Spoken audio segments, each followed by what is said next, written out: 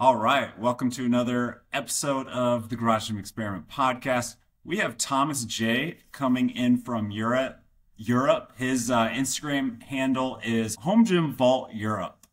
Thank you for joining. We are on a 6-hour time difference, so he's joining at night, middle of the day for me.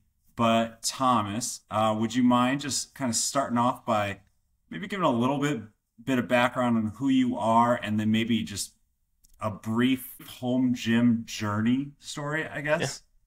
I'll try to be brief. So currently I'm a PhD studying in medicine within the field of clinical physiology and nuclear medicine.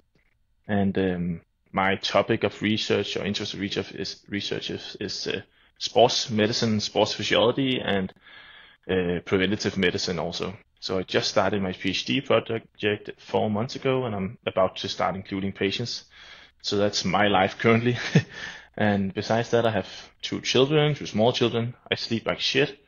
Uh, and yeah, my wife is a doctor as well. Luckily, she doesn't have any shifts right now, so life is somewhat easy currently. And yeah, and how I started my home gym journey. Um, I think around 2017, 18, we were finishing up our university degrees as doctors, and then after that you have like years more of clinical education. But we were finishing our university degrees, and we lived in a city in an apartment in the capital of Copenhagen, and we both knew that within a few years we would start moving out to the suburbs, back to our families. So I started collecting a bit of equipment, like some dumbbells, barbells, and kettlebells and stuff, just for having around it because I couldn't wait. I knew I wanted a home gym. I always told my wife that when we chose a house, that I either had to be a building for a home gym, or I had to be able to build one. That was like my criteria, and she could decorate the entire house as long as I got the home gym. So I started collecting a bit, and then COVID hit. And it was really nice to have some equipment, and I started a little gym in our common basement area in the apartment building, and they allowed me to train down there with some friends, um, and in the common yard as well. And then by the time we bought our house around 2000 and by the end of 2019, I think, I already had like a ton of equipment, and my second home gym was then in a spare bedroom, like 12 square meters or something, and then I trained there for like 1.5 years while I built this building that I'm currently sitting in, which is around 30 square meters, and it's a heated and insulated outbuilding in our yard.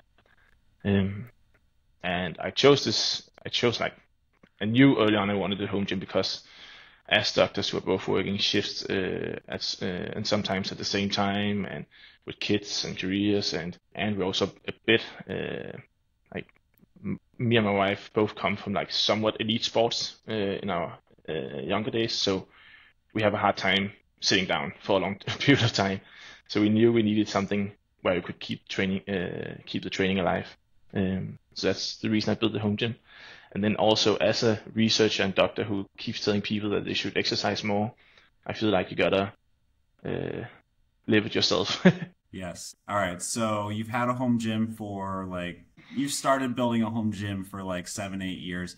I'd be curious to hear, so a few follow-ups. What sport were you playing that you mentioned at a relatively elite level? What Yeah. kind of training do you do today? And then just tell me what's in your home gym. Yeah, you're gonna die now as an American, but I practice I played badminton, and I'm pretty sure that badminton in the US is something people play on the beaches. With it's not like that big of a sport. Uh, What sport? Badminton, Oh, badminton. yeah, Okay. badminton, yeah. So I played that. Okay. It's because usually when I talk with our friends from the US, they can't believe that you can like go to badminton or play badminton somewhat professionally. But here in Denmark, it's like a really, really big sport. And we are competing with the Asians and the Chinese and the Malaysians and Indonesians. So I played that, not like at the top level, but at a level that would be really good in all other countries than Denmark and Asia, and at Got that it. time at least. Um, and I played that for many years, since 12, 13 years. And then around the middle of my university studies, I just began to have a lot of injuries, shoulder injuries, and as I mentioned before, I need to train. I love being active. So having a shoulder injury, and I had that for years, and it was so hard to like train the amount of time I wanted to, and I felt like doing. So at some point, at that point, I'd also been involved in badminton in so many areas, besides just training myself. So at that point, I decided to quit badminton, and then I just, for a period of time, 3 years or so, did CrossFit primarily, because it was such a nice outlet for me. I could just train as much as I wanted to, and if the knees were hurting, I could train my upper body and so forth. And then these days, now having become a parent and working, I'm training probably like 70% power building, and then I do some metcons and stuff, just some conditioning, like 30% of the time or something. But it's my training is mainly focused around achieving a 200 kilo back squat right now. That's my main goal. But I'm trying to do that without becoming too heavy.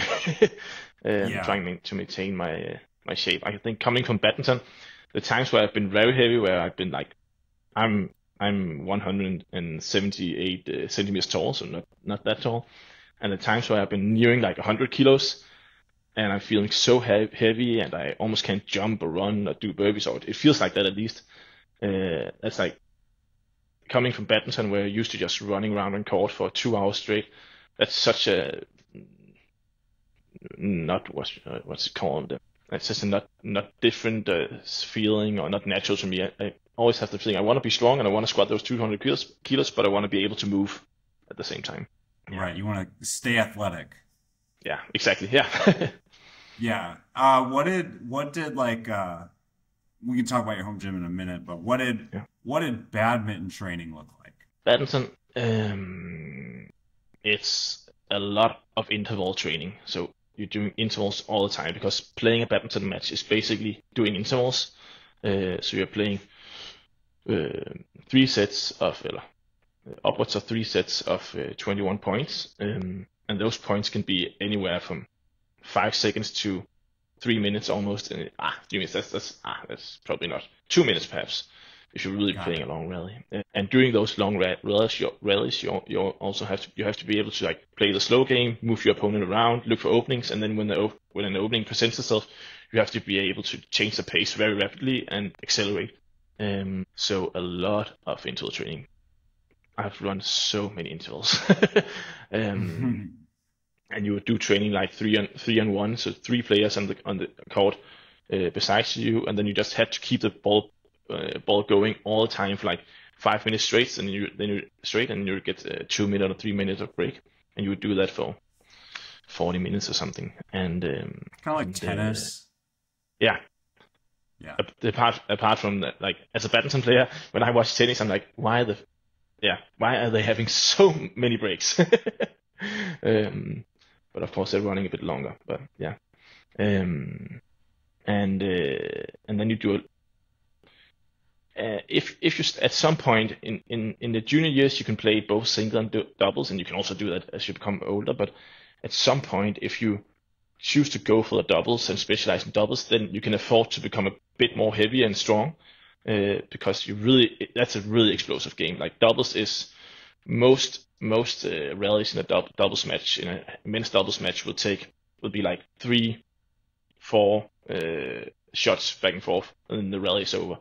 So it's just about exploding from the beginning and trying to find the openings. Yeah. And then there's a lot of technique, so much technique as well. So I'm also in my like weightlifting, squats, whatever I'm doing, I really enjoy like digging into the technique and the details, even though I still probably suck at it. But well, tell me about your home gym. What do you got in there? Yeah, I can do a little pan around. So apart from the lighting, first off, I have a custom storage rack, made in, to show it this way, made in Slovenia. And on that I have kettlebells. I have like the most commonly used hexagon dumbbells for like CrossFit style workouts, and also for my wife. And then I have the power blocks. Those are mainly for me. My wife hates using them. Yeah. And then some sandbags and my bumpers and some slam balls. The sandbags I'm not using that much now, but doing Corona, before I had a weightlifting platform, it was a really nice way to get that stimulus of like one heavy lift every minute or on the minute, for example, or practicing some explosiveness. Then panning around, we have a little workstation, a plyometric box, a heater, very important. Then I have very basic, it started out as a pretty basic rack. I think the dimensions are 50 millimeters times 50 millimeters. So what would that be in inches? Like 2 times 2 inches or something. 2.2. Yeah. Yeah, 2.2. And then I just built upon it with some custom parts to make room for fractional plates, to make room for a pull down station, a very rough pull down station. It's one of those pull down stations where you have like rub just some basic plastic against a big metal pole. So you can feel the weight.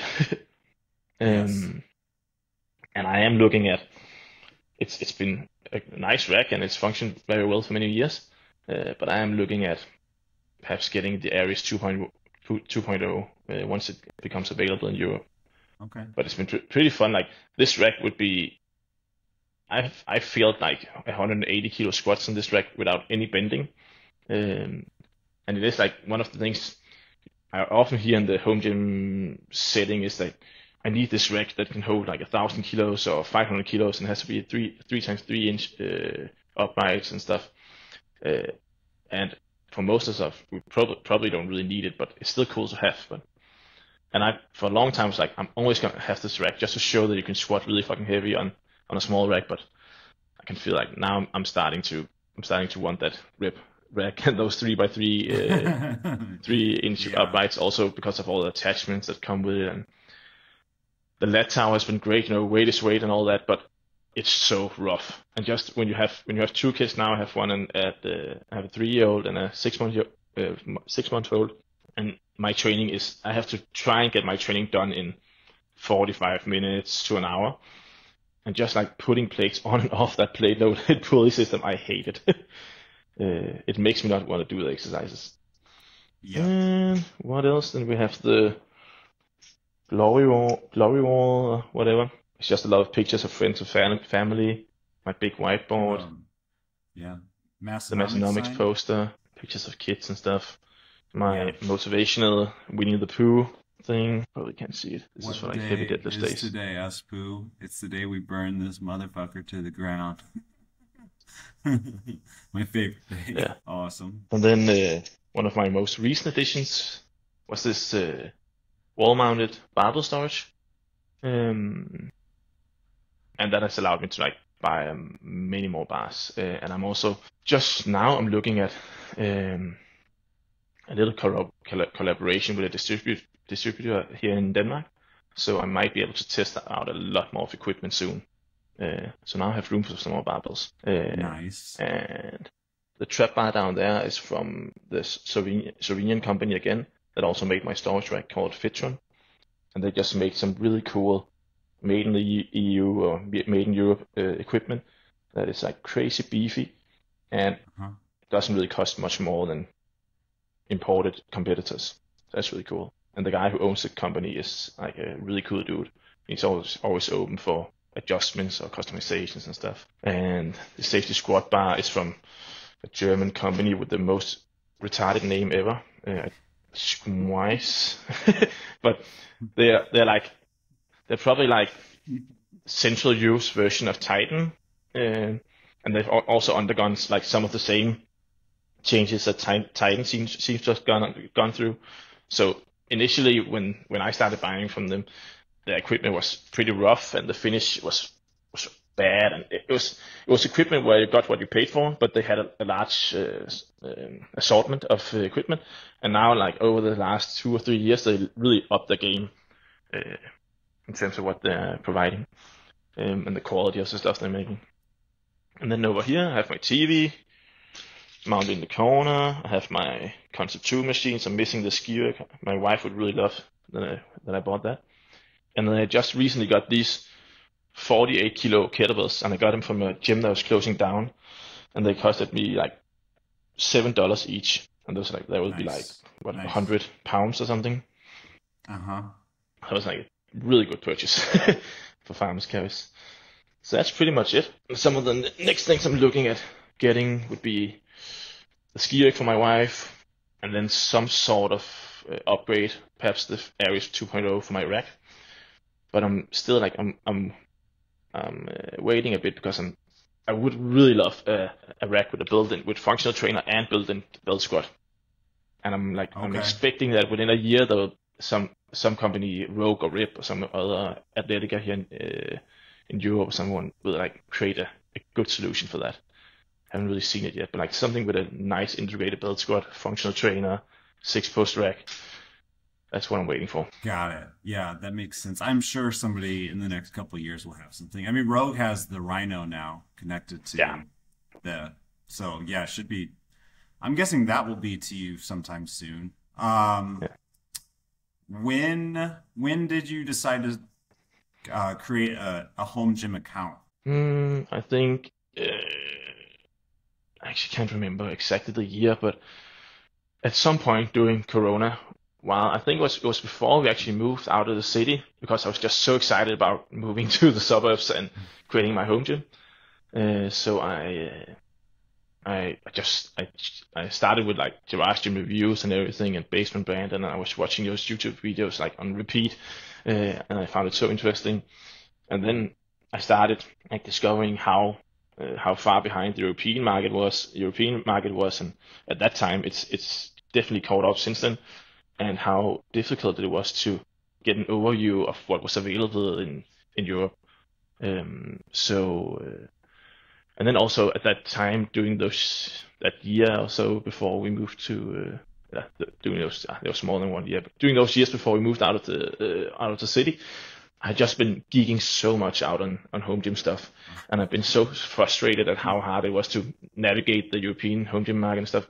And then at some point, I just thought, okay, I have so much information, and I've spent so much time in it, I might as well just get it out there or start getting out there. And at that point, during just before we moved, I was having had 2 jobs, 2.5 jobs, and I was sent home with full salary for both jobs, so I had like a shitload of time. Yeah, so I had to do something. That's like my most fatal flaw is anytime I have a little bit of time on my hands, I find some project. So yeah. Cool. Well, I mean, can you tell me? I mean, you obviously you've seen a lot of U.S. home gym stuff.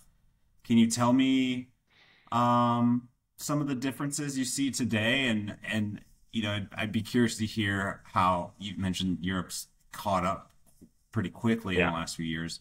Be curious to hear your input on that as well. I would say in the beginning, when I started out with my interest in home gyms, many of the companies were not that very active on social media. You really had to look to find them.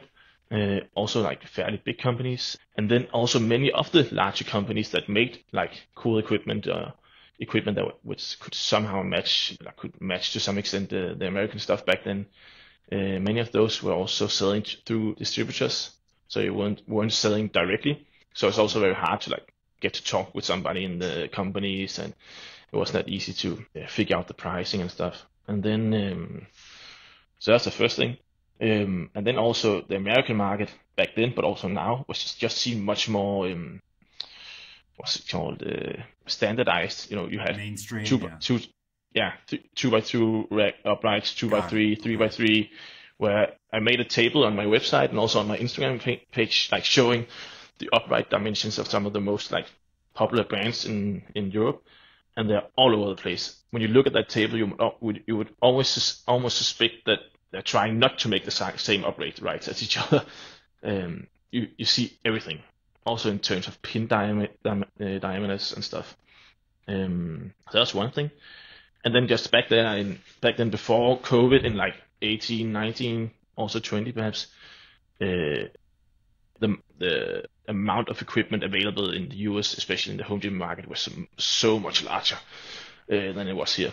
And you could get some of the things in Europe as well back then, but it would cost you a fortune. You would have to go to somewhat commercial brands or so. Of course, there are perhaps brands I didn't know back then, and then as we also saw in the US, as far as I've noticed, and during Corona and with the home gym spike and all the stuff, the market here really evolved. And then we also got some companies from the US that started to invest more in Europe. So, for example, RIP has just come into Europe. They had like a bit of a soft launch, but in 2025 they'll get the gears rolling much faster. And when I started my interest in home gym stuff, they had Rogue Europe, but you could almost buy nothing there. They had such a little catalog of items, and all the cool things you had in the US weren't available here. But they also started to sell not all the stuff that you have in the US, but definitely a lot more than you could buy back then. Yeah. And then we have ATX, which I know you saw at the Home Gym Con, and they seem to be much more active and at social media now, and they also like revamped the entire lineup. So in 18, 19 or something, I think they had the same lineup of pretty cool equipment, but for many years. And now they revamped the entire thing and made some pretty creative, cool stuff. Got it. ATX. Who else are some of the bigger names that you'd find in Europe? And I'd also be curious to hear how they differentiate from each other. Yeah. So ATX is really big in Central Europe, and it's also less because Europe is there's so many countries, and you have like some brands that are big in the north in Scandinavia, some brands that are bigger in Central Europe, and then some brands that are really big in the south of Europe, like Italy, Spain, and stuff. And then you have some brands that are very big in Eastern Europe, and you also have some very big brands that do some really cool stuff. That because they have like they're situated in one country and they're focusing in that country, they won't really invest that much in selling to other nearby countries, even though they have like a really cool lineup of equipment. But some of the bigger ones, well, for Central Europe, it's definitely ATX. And then I think I'm not that well into like the Southern Europe stuff, but perhaps Lasse Tosus would be one. They also make some like great equipment for commercial setting with a lot of options, and they also make they make some stuff that are up to the standards that we're seeing for home gym equipment currently. And then for like Scandinavia and the north, of course, you got Eleiko. And and here in Scandinavia, I actually don't know if it's the same in US, but the pricing on Eleiko is always what you see on the website is always another price than the one you get when you actually request to buy something. You always get a huge percentage off, and also if you're a police officer, if you're in the army, I think also here you also get some discounts. So actually, Eleiko can be somewhat affordable sometimes, depending on how good a deal you get. What else do we have in Scandinavia? Then also like Central European Europe, mostly Germany. The brand who made my safety squat bar, the Squeeze brand, with a really weird name, is a big one. What else I can think of? I'm looking around. Yeah. No, and then we all right. recently had Atletica come in. We had like it was really, for me, I'm not sure that's a true story, but for me, it seemed like they popped up from one day to the next. Just one day they were there. A brand named Atletica, and it's like it's somewhat similar to ATX or any other like pretty high quality imported brand. So they'll import and design some pretty cool stuff. And it seemed like from one day to another they were just there, and they had a ton of products and a ton of attachments and stuff, and was really focused on the home gym market. Oh, and speaking of Central Europe, we also got like Kingsbox. It's also like a big importer of stuff. Yeah, okay, probably a lot more, but right now no one comes to mind. Also, we have a lot of distributors that sell like somewhat unbranded equipment here in Europe. So I guess you also have that, but like companies that sell the same sort of imported equipment that you can see from several Yeah. other sites. That Yeah. several other sites selling it often like unbranded or just with their own branding on. And they might be making like a few of their own products, but then they're selling a lot of this unbranded stuff. So I don't really count them as brands that produce their own stuff. Yeah, that makes Yeah. sense. What are the biggest things you see in America that you wish you had better access to? The size of your home gyms. So in general, you have your.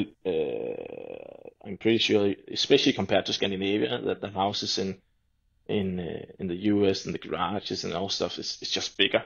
So that's one thing, of course. But in terms of brands of equipment, which is probably what you're asking, I think like the standardization of equipment, especially racks. Like you can buy a Yeah. 3x3 rack with 1 inch uprights or 5/8 of an inch Yes. uprights, and then you can buy for like 10 other high quality brands. We don't really have that here in the same. I hope it's coming one day, especially as American companies are going into the US. But now, at most, you'll have 3 companies who use the same, where their attachments are compatible. And then also, what's more? This is just like, I'm not sure this is true, but it feels like there's a bit more of a structured home gym movement in the US.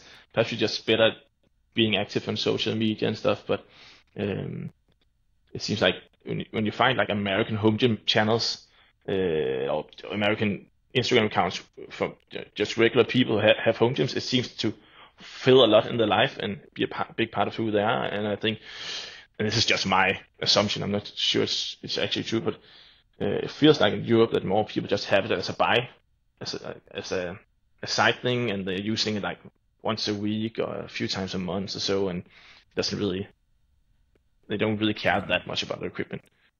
But that's Yeah, just a generalization. Of course, we also have some huge geeks here. I guess there's more of a culture and like a community that's Yeah, formed. I mean, there's probably just a lot of things that play into that. Just the US is larger in yeah, general, bigger houses you mentioned, which ultimately leads to more companies serving the population, the home gym population. I'm Are also guessing there you're pretty big on being independent and stuff, right? Yeah, yeah. I've also heard like well, and there's also more rural areas. So Yeah, there's a lot more people living in not even rural areas, but like yeah, rural areas and suburbs where, the gym might be 15, 20 minutes or even more away. So definitely. I think that also plays into it.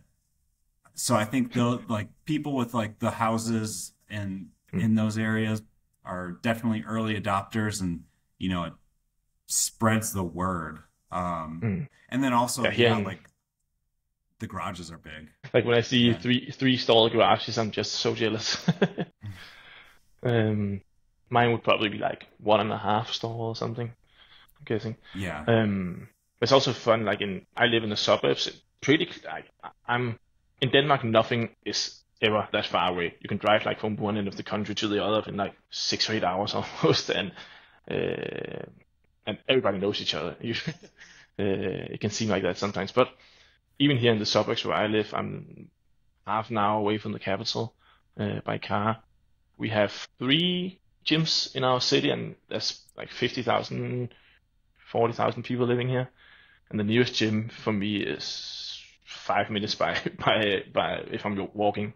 Uh, I That's something I've heard. I've heard the like gyms per capita in Europe. There's a bunch of them. and Yeah. also I think it's not the same story in other European countries, but in Denmark we have had a tradition for having really cheap gym memberships, which I think is because there's been like a really big competition on having these big commercial gym chains, and people have really invested in opening new brands up, hvad hedder det, new commercial fitness chains up, and then really trying to put pressure on the pricing and lure new customers in. And then once they lure all the customers in, then they'll sell the company to a bigger fitness chain. So that constantly puts the pricing down. So here in Denmark, a fitness membership would usually cost you around, and that would be like a full, to some of the like best commercial gyms would usually cost you around perhaps $50 or $60. And even like CrossFit memberships can also be in that range, perhaps a bit more expensive, like $60, $70. So it's not, and you can definitely, if you take a membership where you don't require that you can be there at all hours of the day, then you can get gym memberships as low as $20, I think. So it's pretty cheap. Yeah. I mean, it's pretty cheap in the US too for most like basic gyms. I think the biggest thing though is people realize how much time can be saved. So that's why many people start home gyms, or they have kids at home and it's hard to leave, those sorts of things. But I mean, I still think there's way more people that go to commercial gyms that have home gyms, even here. So, but yeah, I think here it's really a luxury. Yes, I mean, but I'd be curious to hear, like, what are some companies from the US that you'd love to see in your area? Sell equipment. Oh, Clever Build, like Clever. Just because I really love the landmines, and we have a ton of copies of them in Europe, but I can't make myself buy the copies because like Clever Build, it's such a unique product that they made, and I want to support it. And I've been so close to doing it, but the shipping for me would cost like almost 1.5 times the cost of the Clever Build landmine. So I've never been able to like push the button and do it, but at some point I probably should. But they just make some really high quality accessories. I'm not sure it would just be nice to have if they had a just distributor here in Europe, so you didn't have to pay such a crazy shipping cost. And then other companies, like also some of the companies that do some pretty unusual stuff, like the Bulletproof company, the guys doing the crazy rack attachments. I'm actually not sure whether they ship to Europe, but it'll probably be crazy expensive. And we're already seeing copies pop up here in Europe of their product. Oh, really? Yeah. Yeah. I think there was some at FIBO also. I saw on Garage Gym reviews channels. What else? I think I remember when Belts of Steel started out, and I also started my Instagram account out. I was actually talking with them about whether, and they were back then they were talking about expanding to Europe quite early in their development before they were like the giant brand they are now. It would be cool to see them just to put some more competition in Europe. But that being said, they have mostly the same kind of stuff that RIP or Athletica or Ajax is already providing. But it's always nice to have some more competition, I guess. And then what could be some other cool, like unique stuff you have over there? And it kind of ties into the thing we were talking about the standardization. It's so cool that you have these small companies that can make really specialized small attachments and cool stuff like Oak Club or whatever. I think it's hard to have those here in Europe because we don't have the standardization. So you really have to make a piece that can be adjusted to all kinds of racks. Oh, another one, but I actually think they've just recently become available in Europe. But the new what's it called? Beyond Power. That looks badass. That looks really cool. Yeah. I think it would be hard for me to like give up on the feeling of lifting like real weight and having like the cable stacks and stuff. But it seems like it could totally just replace all cable towers and stuff. For sure. And it's so cool that it's a system that they're investing into, and they can upgrade the software, add new features. So I'm just waiting for like version 2 or 3 and yeah. Do you remember, feel free to, if you think of anybody else, add them, but do you remember, like, you mentioned like Coop and Basement Brandon were kind of some inspirations behind wanting a home gym. Do you remember like the initial feelings, or like what were the first videos you watched that caught your interest? I think my interest in home gyms I had the interest in home gyms before I saw their channels. And then I think the algorithm and my search results just led me to them. But some of the first things I saw, I think just seeing like the modularity in some of the equipment. I really love like buying equipment that you can build upon, like that has a long lifespan in your home gym. I'm always trying to say to people when people ask me in Europe and what they should buy or ask me for advice when they're starting a home gym. I really always try to tell people buy something that you can expand on. And now we have we have many companies in Europe that provide systems that can be expanded upon. But I think that was really cool, and just seeing already back there in 2018, 2019, just seeing the amount of cool innovation that was coming up. But I remember like the first videos from Garage Gym Reviews where Cube had his he had the old garage, I think the house he got from his parents or something, or bought from his parents, and it was I loved the feeling of that home gym he had back then. It was a bit more rough. That's also the style I'm going for. And I remember who else, like Basement Brandon. I remember watching him back when he talked more about his training. And actually and posted regularly. But definitely I wanted that. I wanted to be able to train when I wanted to, and I always knew that I would also have a fitness membership on the side. So for example, tomorrow I'm going to a class to take a class in a local gym where I'm actually also a trainer every second Monday. Because I just need to socialize a bit sometimes. And sometimes when I'm going for like a PR or something, or a really exhausting, and if I have the time, then it's really nice to go down to a place where there's other people, because Lord knows you can feel sorry for yourself when you're training by yourself. Yeah. And something that was supposed to be an RPE 9 will suddenly be an RPE 7. Yeah. Do you know any other like people in Europe who own home gyms that you can talk about stuff like this with? Yeah, I pretty quickly found two guys here living in Denmark as well. One has a pretty active home gym oriented Instagram called what's it called?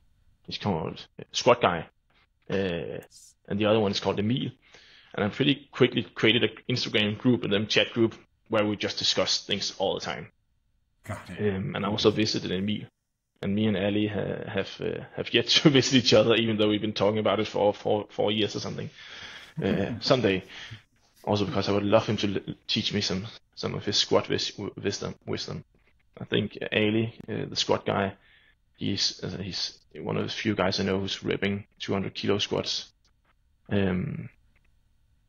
And then through the years I also reach out to some pretty cool people around Europe. So I have a guy in Finland. I can't remember his Instagram handle now, but I often share stories and stuff from him on my page. But a guy in Finland who has a shed gym on an island somewhere in the north of Finland, and he's built it himself, and I think it's like 10 square meters or something, and he's just filled it with quality stuff, and he's so quality oriented. He really buys some cool stuff, and if he can't find it exactly the way he wants it in stainless steel, then he'll get a company to make it custom for him. And then there's a guy called Stefan Ostling in Sweden also I'm writing with a bit, and then just people from all over Europe. But those four guys I think I'm writing pretty frequently. There's also a guy in Germany called Kraftknift, who is a pretty serious bodybuilding guy, who creates some small. It's like he sells them not on a real website, but on some other platform in very low quantity. But he makes some really cool, very specialized stuff like pulley handles and stuff for especially for bodybuilding movements. Yeah. So yeah, it's been a large amount of guys and girls also I'm talking to frequently. And then I've also gotten a few friends to start home gyms. So I have 3 friends now who've started home gyms. and they're still in the phase where they haven't like gone completely off the rails yet. One is starting to. He Uh-huh. just tore down half of his. He just what's it called? He just threw out half of his stuff in one of his outbuildings to make more room for his home gym. So it's starting to look promising. Nice. Yeah, Cool. So it's starting. Got a yeah, little bit. All of your entire story sounds very familiar. Like classic home gym owners slowly start building out for a variety of reasons. Um, and you go into the rabbit hole at some point. and then you go in the rabbit hole, yes. Anything else you want to chat about? I'm thinking. I was thinking about something before we went online. I'm pretty interested. What's your take on how most people are training out of the home gyms in the US? Is it like power building, powerlifting, CrossFit? What's your take on that? Yeah, I think it's mostly like the power building, Okay, with like a cool. hybrid. Like people want to, they're not necessarily training for a specific strength sport. It's more of like just do what you need to do to stay fit. So it's a Mm, combination of, I kind of like, I think what you were saying, like 70-30, yeah, weights versus cardio. I think, a lot of people do what you were saying and like they follow the strict sport. And then as they got older, they, for whatever reasons, decided to just, just try and maintain health and yeah. do it in a way to like help you age right, live longer, those sorts of things. So, I mean, I don't want to say like people are taking it easy. They just have So like changed their style up to perspective more of and just a general training. Yeah. yeah, but that's entirely the same thing I'm seeing here. That most of the people that have home gyms come from a pretty serious training background where they like been taught Yeah. discipline and probably like me, most of them also to some in some respects a bit addicted to training, uh, and then they might have been training like really serious for sport or for pure powerlifting, and then it seems like in also in my opinion that as people get older, they start to gravitate towards that like more middle of the road, health based. I want to do a bit of everything, which I think is brilliant. Yeah. But I always admire those guys who are like deadlifting 300 kilos in the garage, just grinding hardcore powerlifting For style. sure. Um, yeah. Cool. Otherwise, I don't think I can come up with that much more. Except for No, I'm looking forward to see some of your companies come here. yeah, I think that was a good chat. I definitely learned some stuff. Oh, and I would love to go to Home Gym Con someday That would be if I awesome. could. Yeah.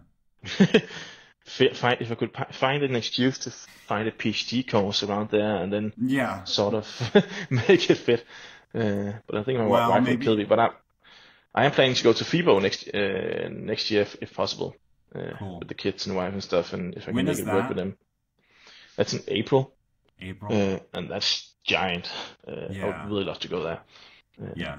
I would just geek out so much. And like we were talking about going down there on Thursday, then I could vacation around with my family Thursday, Friday, go to FIBO Saturday, perhaps also Sunday, and then do some vacationing with the family on Monday, Tuesday, and then go back. And I'm doing my PhD right now, so there's no really better time because I can't plan my time as I wish.